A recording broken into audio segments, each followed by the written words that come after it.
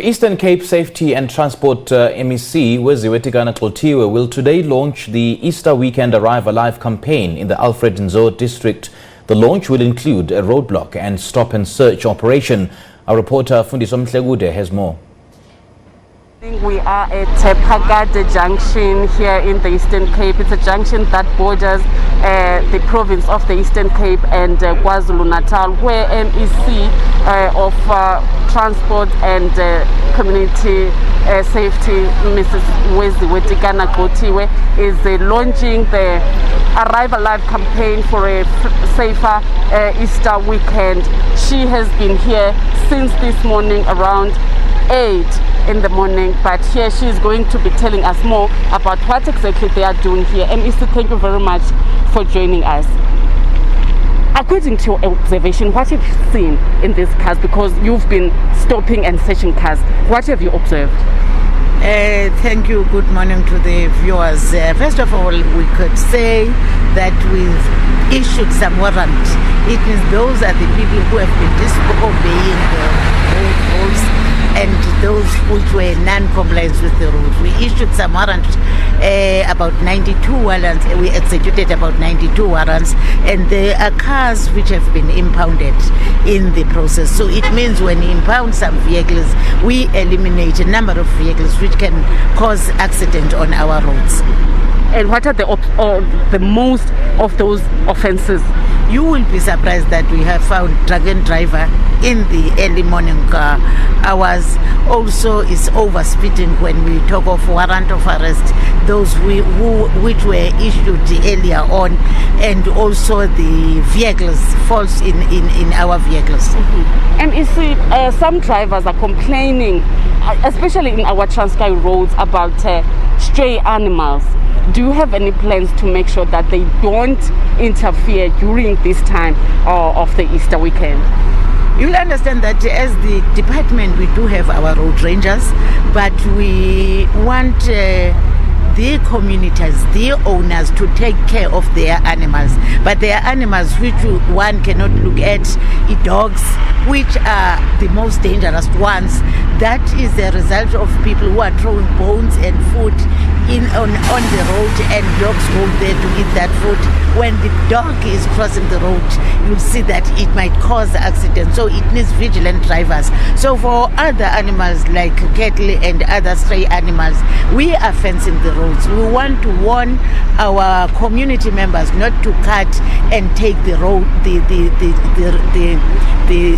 fence which is along the road.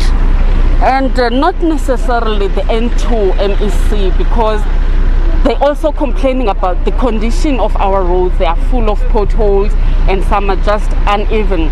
What is the plan of the department to make sure that the condition of the road is improved?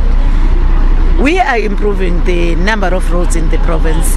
You could hear that we've transferred some of the roads to Sanral for maintenance, especially the R61, which is from the borders of KZN along the Mzamba area up to Emakusheni.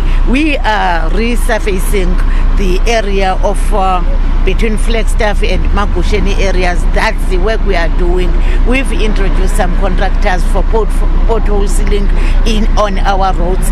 We are capacitating our in-house teams to be able to detect the potholes when are there, and for shortening the time of upgrading those roads.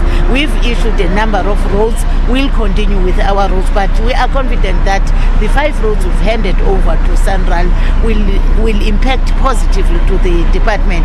And for the roads which we have started, we'll continue with them until to the conclusion.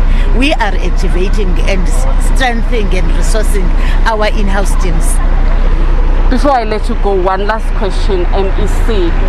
Something that seems to be getting out of hand, the alleged attack of bus drivers and passengers by taxi drivers.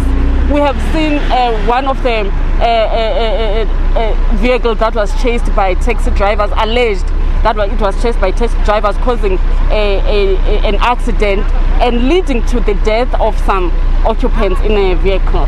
And a bus that was traveling from Gauteng to the Eastern Cape that was also allegedly pelted with stones by alleged taxi drivers.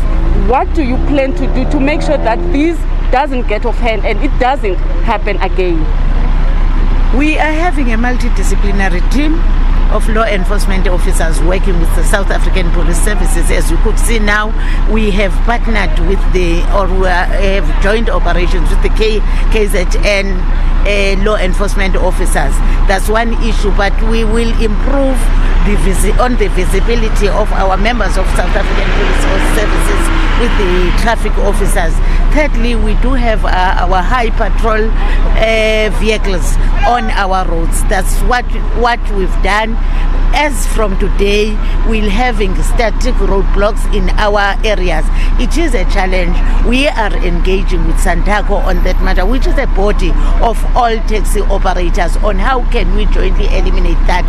But we are saying law must take its own course. Thank you very much. MEC Weziwe Tikana-Gxothiwe saying that about 92 warrants have already been issued just between 8 and 11 o'clock, and they've seen a lot of drunken drivers on the road, as well as speeding drivers. Later on, we'll be speaking to some drivers who will be telling us about what they see or what they hope this campaign will achieve. Back to you in studio.